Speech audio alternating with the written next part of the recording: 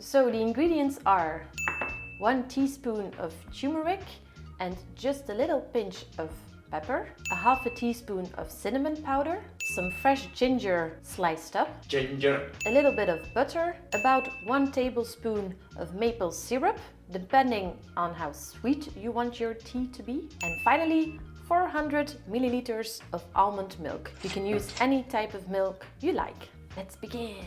First of all, put a pan on a fire. Add the milk. Next, add the turmeric and the pepper. I love that golden color already. Also add the cinnamon and finally the ginger. Now with a whisk, give it a good mix. Now let this stay on the fire for about 10 minutes. Make sure it's warm, but it doesn't boil. Alright, after 10 minutes, it looks really good already. Very golden. Now we're going to turn off the fire, add the butter. Add the butter. Oop, yeah, there we go. And also add the maple syrup. Now just give it a final whisk until the butter has melted. So what you're going to do next is take your mug and strain the mixture. If you have a smaller strainer, use that.